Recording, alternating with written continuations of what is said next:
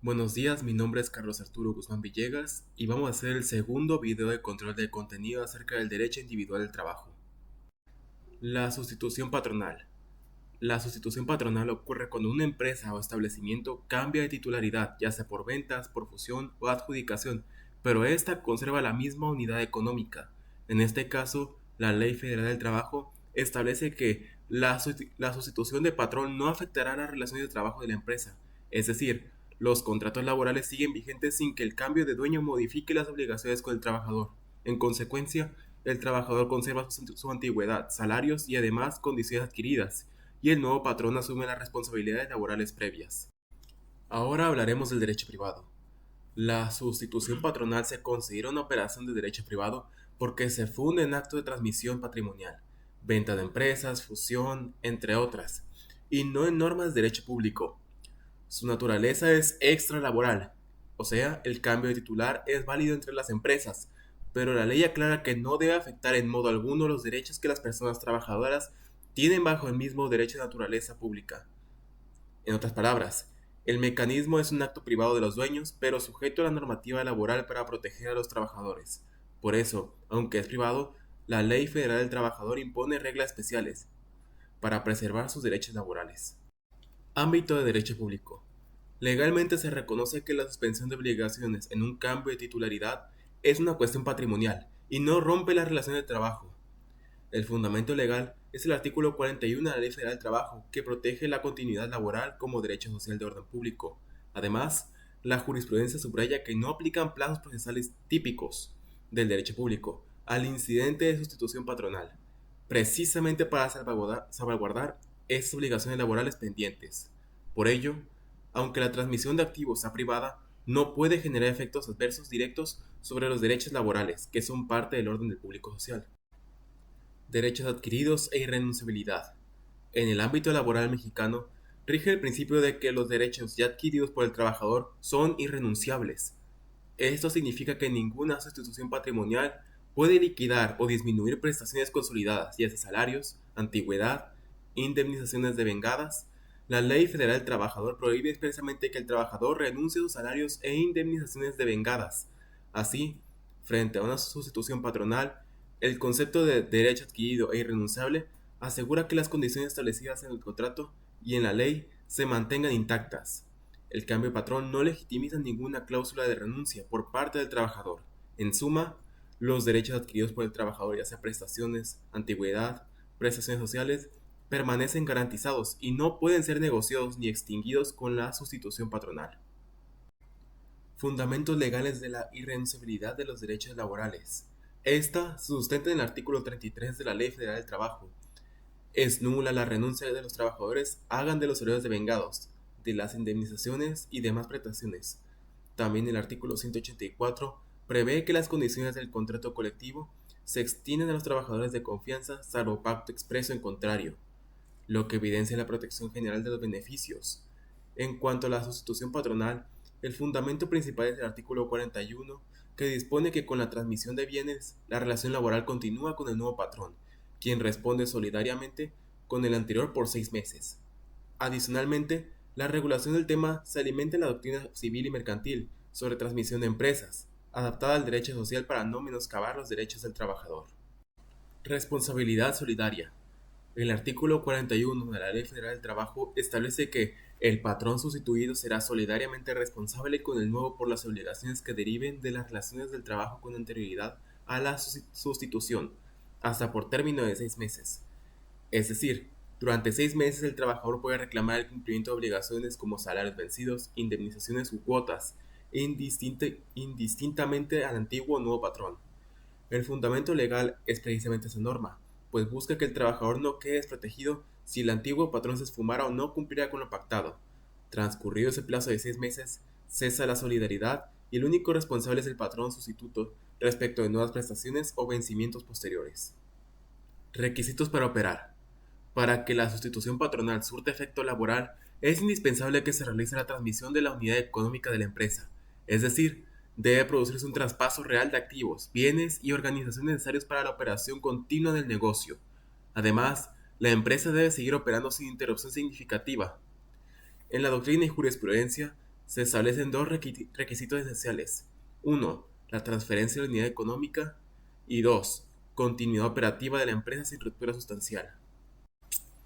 Preclusión procesal. La presentación del incidente de sustitución patronal en juicio laboral no está sujeta a los plazos ordinarios de preclusión. La jurisprudencia de la Suprema Corte de Justicia de la Nación ha sostenido que no aplican los términos de la preclusión de la Ley Federal del Trabajo para este incidente, pues su finalidad es preservación de derechos laborales pendientes, es decir, aun si se demora la solicitud, no surge una penalización de inadmisión, no existe un término fatal para plantearla mientras subsistan obligaciones laborales. Por ello, la dilación en promover la sustitución patronal no extingue su efecto, dado que la pretensión es proteger derechos en curso y no generar nuevas obligaciones. Prescripción. De manera análoga, no opera la prescripción contra la sustitución patronal. Como el incidente busca fijar quién asumirá la obligación ya devengadas, la Ley Federal del Trabajo no impone plazos de caducidad. La Suprema Corte de Justicia de la Nación afirmó que los términos de prescripción previstos para acciones de rescisión o reclamación laboral no se aplican al incidente de sustitución patronal. Así, aun vencidos los plazos generales de prescripción, se puede promover la declaración de sustitución si persisten obligaciones para cubrir. En definitiva, ni la prescripción ni la preclusión impiden la declaración de sustitución patronal mientras existe un compromiso laboral inescindible. Objeto y alcance. La sustitución patronal tiene por objeto garantizar la estabilidad laboral ante cambios en la estructura empresarial. Su alcance consiste en trasladar los derechos y antigüedad del trabajador al nuevo empleador, protegiendo la continuidad de la relación laboral. Legalmente se expresa así: la sustitución del patrón no afectará la relación de trabajo. En la práctica, eso significa que el trabajador mantiene sus prestaciones y la obligación de servicio ante el patrón sustituto, sin interrupción, asegurando que un cambio societario no consulte en despido o pérdida de derecho. Ahora vamos a hablar de la suspensión justificada de la relación de trabajo, cuyo concepto es la interrupción temporal de la relación de trabajo en la que se dejan de prestar servicios y de pagar salarios, sin responsabilidad para ninguna parte. Jurídicamente, la Ley Federal del Trabajo enumera expresamente las situaciones que permiten suspender el contrato sin responsabilidad para el trabajador y el patrón. Durante la suspensión, la relación laboral subsiste, pero ambas partes quedan exentas de cumplir temporalmente sus obligaciones básicas, como el servicio o el salario, hasta que desaparezca la causal. Causas legales según el artículo 42 de la Ley Federal del Trabajo. El artículo 42 enlista las causas objetivas de suspensión temporal, incluyen enfermedad contagiosa del trabajador, como cuando por salud pública se le separa hasta que desaparezca el riesgo, incapacidad temporal no laboral, accidente o enfermedad que lo inhabilite, o puede ser embarazo de maternidad.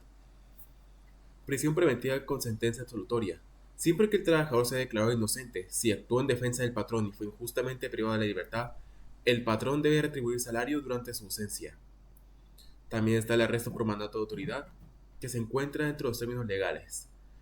También está el cumplimiento de cargos constitucionales como jurado, servicio militar o cargos públicos, obligaciones civiles o políticas que no permiten atender el trabajo. Designación como representante obrero en juntas o comisiones, que es cuando el trabajador asiste en función de representación legal de la clase trabajadora. También por la falta de documentos, como nota de visa, carnet militar o título profesional requerido. También está el fin de temporada en contratos temporales, que incluye la temporada pactada, y la licencia por seguro social según el artículo 140. Alerta de contingencia sanitaria. La declaración de contingencia sanitaria o alerta sanitaria es un acto oficial por autoridades de salud que suspende actividades laborales por emergencia de salud pública. Ante tal declaración, el artículo 42 bis de la Ley Federal del Trabajo remite el artículo 427 fracción séptima y el artículo 429 fracción cuarta. En la práctica, esto significa que el patrón puede suspender labores sin autorización judicial, pero debe indemnizar al trabajador por cada día suspendido con el equivalente a un día de salario, hasta por un mes. En resumen, la alerta sanitaria habilita la suspensión colectiva de labores. El patrón notifica, suspende servicios y remunera una indemnización diaria conforme a la ley. Reincorporación. Cuando cesa la causa de suspensión, el artículo 45 de la Ley Federal del Trabajo fija el regreso al trabajo. Si la suspensión fue por enfermedad contagiosa, incapacidad menor, arresto o falta de documentos, el trabajador debe reincorporarse al día siguiente de que cesó la causa. Si la suspensión fue por prisión preventiva, cargos públicos o representación sindical, el regreso se debe dar dentro de los 15 días siguientes a la conclusión del motivo. En todo caso, una vez cumplido el lazo legal, se reanudan las obligaciones del trabajador y pagar salarios como si no hubiera existido suspensión. Terminación de la relación de trabajo. Según su definición jurídica, es el acto o hecho jurídico que extingue el vínculo laboral, liberando al trabajador y patrón de las obligaciones pactadas al iniciar la relación. En este momento, cesan los derechos y deberes mutuos, salvo aquellas prestaciones pendientes de pago. Legalmente se entiende como la conclusión definitiva del contrato de trabajo. Causas de terminación. Según el artículo 53 de la Ley Federal del Trabajo, enumera las causas de legal determinación del contrato individual. Mutuo contrato consentido de patrón y trabajador. Muerte del trabajador, terminación de obra, vencimiento de plazo convenido, incapacidad física o mental permanente que impida al trabajador continuar y otros requisitos supuestos especiales. Por ejemplo, en ciertos supuestos, el artículo 434 determina la desaparición de la empresa por autoridad. Cuando ocurre alguna de esas causales, la relación laboral concluye en pleno derecho, sin necesidad de acción judicial. El patrón debe liquidar las prestaciones pendientes por ley, indemnizar si corresponde y entregar finiquito. Riesgo de trabajo. Se considera riesgo de trabajo todo accidente o enfermedad relacionada con la actividad laboral. Tiene efectos jurídicos especiales. Al sufrir un riesgo de trabajo, el trabajador tiene derecho a atención médica, rehabilitación, hospitalización, medicamentos y prótesis gratuitas, así como a indemnizaciones por secuelas permanentes. Además, en caso de muerte del trabajador por riesgo laboral, los familiares tienen derecho a una indemnización y pensión según la ley. En resumen, el patrón debe asumir los costos médicos y pagos necesarios cuando se prueba que el daño deriva de la relación de trabajo. Riesgo no profesional. Por el contrario, el riesgo no profesional son accidentes o enfermedades no relacionadas con el trabajo, por ejemplo, un accidente en el transporte público o una enfermedad común. Si estos llevan a la incapacidad del trabajador, la Ley Federal del Trabajo reconoce la figura del riesgo no profesional. En ese supuesto, el empleador debe pagar al trabajador un mes de salario más 12 días de salario por año de servicio. Como alternativa, el patrón puede ofrecerle otro puesto compatible. En todo caso, los riesgos no profesionales se indemnizan de forma más limitada que los laborales. El trabajador recibe una suma fija y derechos de antigüedad, pero ya no se pueden aplicar las prestaciones especiales del artículo 487 para riesgos de trabajo. El fundamento es diferenciar entre daños derivados del trabajo y lo que ocurren al margen de este. Terminación justificada de la relación individual del trabajo o despido justificado. La legitimación para la acción de rescisión según el artículo 46 es que tanto el patrón como el trabajador pueden ejercer la acción de rescindir el contrato por causa justificada. Así lo consagra el artículo 46 de la Ley Federal del Trabajo. El trabajador o el patrón podrá rescindir en cualquier tiempo la relación de trabajo por causa justificada, sin recurrir a la responsabilidad. En la práctica, eso quiere decir que ambos tienen legitimación activa para invocar las causales de despido justificados según el artículo 47. Cada parte iniciará el procedimiento correspondiente si considera que la contraparte incumplió gravemente. El trabajador porque el patrón cometió una falta grave o el patrón porque el trabajador incurrió en una causa de despido. Prescripción de la acción de rescisión. Para hacer valer la rescisión también aplican plazos especiales. La Ley Federal del Trabajo fija que las acciones tanto del patrón como del trabajador para despedir o separarse prescriben en un mes desde que conocen la causa. Concretamente, el patrón tiene un mes para demandar la rescisión, desde que supo de la falta imputable del trabajador, mientras que el trabajador de igual forma debe ejercitar su acción de rescisión dentro de un mes de que conoció la falta imputable del patrón. Así, las pretensiones de despido justificado caducan si no se ejercen en ese breve plazo.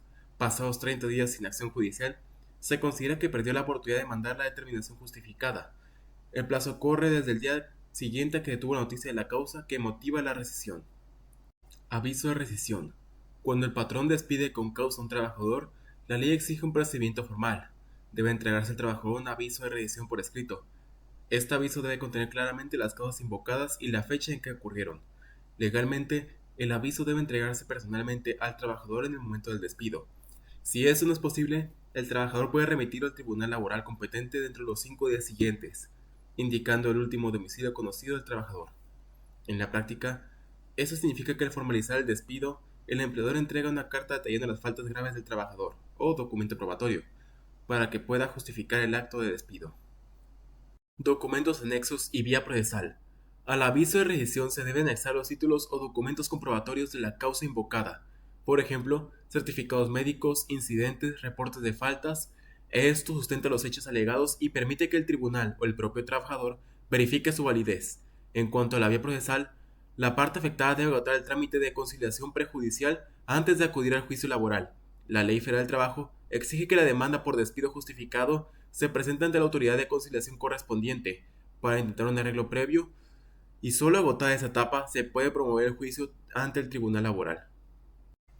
Sanciones por dilaciones. El sistema laboral sanciona las demoras injustificadas en el proceso. El artículo 993 de la Ley Federal del Trabajo impone multas de 100 a 1000 veces la UMA a litigantes que obstruyan o ralenticen el caso de forma notoria. Por ejemplo, un abogado que a sabiendas impugne documentos falsos, incurre en demoras indebidas y recibe multa. Por otro lado, el artículo 994 de la Ley Federal del Trabajo prevé sanciones a funcionarios que incurran en omisiones. Un juzgador que demore sin justificación puede ser suspendido hasta por 90 días sin goce de sueldo. Esas medidas buscan acelerar la resolución, tanto para las partes como los servidores públicos deben actuar con diligencia bajo pena de sanción pecuniaria administrativa. Exención de reinstalación. Aunque el trabajador despedido con causa generalmente tiene derecho a reinstalación o indemnización, existen excepciones. La Ley Federal del Trabajador señala que la reinstalación no procede en ciertos casos especiales. Entre ellos, destacan los trabajadores de confianza, concretamente el artículo 49, que establece que no hay obligación de reinstalar si se actualiza alguna de estas hipótesis: antigüedad menor a un año, cargo de confianza doméstico eventual. En esos casos, el patrón puede sustentar la reinstalación imposibilitada. La naturaleza del vínculo. De modo que si el tribunal ordena reinstalación, el patrón podrá presentar ante el juez el pago de la indemnización como sustituto de la restitución. El procedimiento para ello consiste en que el patrón deposite en juicio la indemnización legal y acredite la causa de exención. Si el trabajador no impugna el plazo dado, se ejecuta la resolución pagando la indemnización y quedando sin efecto la orden de reinstalar. Ahora vamos a hablar de las personas trabajadoras y personas trabajadoras de confianza, así como los representantes del empleador. Según su definición y diferencias, hablando del artículo 8, es la persona física que presta a otras un trabajo personal subordinado, es decir, un trabajador común se queda en relación de dependencia que recibe un salario y obedece las órdenes del patrón. Persona trabajadora de confianza. Según el artículo 9, aclara que la categoría no depende del título opuesto, sino de la naturaleza del trabajo. Son de confianza los empleados cuyas funciones implican dirección, inspección, vigilancia, fiscalización o tareas personales del patrón dentro de la empresa. En otras palabras, su puesto se considera especial porque manejan información confidencial, toman decisiones ejecutivas o atienden directamente las instrucciones del empleador. En contraste con el trabajador base, el de confianza suele tener mayor remuneración y responsabilidades propias de gerente, pero pierde garantías, por ejemplo, reinstalación. Y por último, el representante del empleador. Según el artículo 11 de la Ley Federal del Trabajo, enumera quienes se consideran representantes legales del patrón: los directores, administradores, gerentes y demás personas que ejercen funciones de dirección o administración de la empresa. Esas personas, aunque también son trabajadoras, en sentido amplio, actúan como mandos medios con capacidad de obligar a la empresa frente a terceros, incluidos trabajadores. Son designados por la empresa para representarla, pero su figura no implica subordinación a los demás empleados hacia ellos, sino mero mandato de orden civil de la persona moral, sin constituir jefatura laboral como tal. Estabilidad del empleo. El principio constitucional de estabilidad, el artículo 123 de la Constitución, protege el empleo de los trabajadores al establecer que no pueden ser despedidos sin causa justa, salvo excepciones legales. Este principio se aplica en general al trabajador de base como un derecho público. En el caso del trabajador de confianza, la protección es relativa. Aunque son considerados trabajadores, la propia ley, según el artículo 185 de la Ley Federal del Trabajador, permite al patrón rescindir de la relación por mera pérdida de confianza, debido a que las labores de confianza se juzgan especiales. La jurisprudencia entiende que no gozan de reinstalación obligatoria en caso de despido, lo que refleja que su estabilidad no es absoluta. En la práctica, el trabajador de confianza conserva ciertos derechos, como cobrar indemnizaciones, pero pierde el derecho a la estabilidad plena, la reinstalación, porque la ley le da un trato diferenciado basado en la naturaleza especial de su cargo. En suma, mientras el trabajador común tiene una protección más amplia como derecho público laboral, el trabajador de confianza se le impone una modalidad de relación más susceptible de determinación, propia del ámbito civil de confianza. Caso Info, Ciudad de México. En el caso del Instituto de Acceso a la Información Pública de la Ciudad de México, una servidora pública categorizada como trabajadora de confianza impugnó esta calificación. Ella argumentó que su labor de traducción y gestión de comprobantes no encajaba en las funciones de dirección, inspección y vigilancia, ni representaba trabajo personalísimo del patrón. Basándose en el texto del artículo 9, se reconoció que la categoría de confianza se determina por la naturaleza de las funciones, no por el título laboral, dado que sus tareas eran meramente administrativas, y no implicaba facultad de decisión o relación directa de confianza personal con el empleador. Se concluyó que no debía considerarse trabajador de confianza. Este ejemplo ilustró que, conforme al artículo 9, un puesto solo es de confianza si efectivamente realiza las funciones especiales allí descritas. Trabajo especial de confianza. La frase "la naturaleza del trabajo define la categoría de confianza" reafirma que lo esencial es la función desempeñada. Si el empleo requiere manejar asuntos confidenciales, administrar recursos en supervisión directa o asistir personalmente al patrón en decisiones clave, se encuadra en confianza. En sentido contrario, trabajos técnicos, operativos o de oficina, sin esas atribuciones son ordinarias. Aún así, el título jerárquico sugiere lo contrario. Esta naturaleza especial significa que la relación laboral se basa en confianza mutua, en prerrogativas del patrón, por lo cual la ley excluye a estos empleados de ciertos derechos colectivos. Exclusión sindical. El principio de exclusión impide que los trabajadores de confianza se integren en los sindicatos de la base obrera. El artículo 363 de la Ley Federal del Trabajo establece: no pueden ingresar en los sindicatos de los demás trabajadores los trabajadores de confianza. Es decir, el sindicalismo de los obreros excluye expresamente a la confianza. Este principio se apoya en el artículo 8 y 9, naturaleza especial del puesto, y en el título sexto que trata a los trabajadores de confianza como una clase especial. La combinación de normas refleja que la vinculación como sindicato es incompatible con la función de alta jerarquía o secreto. En consecuencia, un empleado clasificado como confiado queda impedido legalmente de afiliarse al sindicato de la empresa, por ser su posición de naturaleza análoga a la dirección o representación del patrón. Prestaciones y confianza. El artículo 184 de la Ley Federal del Trabajo regula las aplicaciones de los contratos colectivos a los trabajadores de confianza. Establece que las condiciones de trabajo del contrato colectivo se extenderán a los trabajadores de confianza, salvo disposición en contrario consignada con el mismo contrato. Eso significa que por defecto, los trabajadores de confianza disfrutan de los mismos beneficios y prestaciones que el resto, a menos que el propio convenio colectivo establezca expresamente que ciertas prestaciones no le alcanzan. En la práctica, el artículo 184 limita la exclusión de los trabajadores de confianza respecto de beneficios colectivos. No pueden ser completamente marginados de los derechos colectivos, a menos que así lo acuerden específicamente. En otras palabras, la ley presume que la comunidad laboral comparte sus condiciones con la confianza, reduciendo la esfera de privilegios patrimonial único. Es otra forma de resguardar derechos del trabajador en un puesto de confianza, al otorgar el principio de los beneficios colectivos, salvo pacto en contrario. Responsabilidad civil de la persona trabajadora.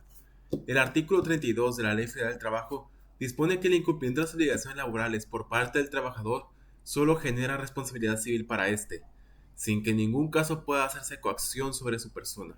En la práctica, eso significa que si un trabajador ocasiona un daño material o patrimonial al patrón, por ejemplo, rompe equipo por negligencia, provoca un incidente que cause pérdidas económicas, el empleador puede reclamarle en sede civil la indemnización correspondiente, pero dicha responsabilidad se limita a reparar daños. El trabajador debe pagar o indemnizar lo perdido, pero no puede ser sancionado penalmente ni forzado físicamente. Por ejemplo, no se le puede cancelar ni obligar a realizar labores adicionales. Un ejemplo claro visto en clase es el de un operario que, por manejo indebido, destruye una maquinaria. En ese caso, el empleador puede demandar al trabajador para que pague el costo de la reparación o reposición, pero no puede aplicar medidas laborales punitivas ni encarcelarlo por ese motivo. En suma, la ley limita la sanción por incumplimiento laboral a la esfera civil, respetando la integridad personal del trabajador. Irrenunciabilidad de los derechos del trabajador. La Ley Federal del Trabajo protege firmemente los derechos ya consolidados por el trabajador, considerándolos irrenunciables. Esto opera mediante dos mecanismos. El primero, que son los derechos adquiridos. Una vez que el trabajador ha generado un derecho, como sea antigüedad, prestaciones devengadas, derechos reconocidos en leyes o contratos, este derecho forma parte de la situación jurídica personal y no puede ser disminuido. Prohibición de renuncia.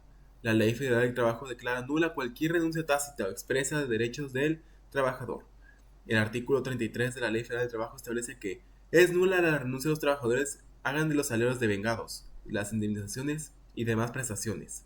En la práctica, eso significa que ningún convenio o acuerdo puede eliminar beneficios ya obtenidos. Por ejemplo, si un patrón intentara acordar que el trabajador renuncie a su compensación por tiempo servido al salir, esta cláusula sería invalidada.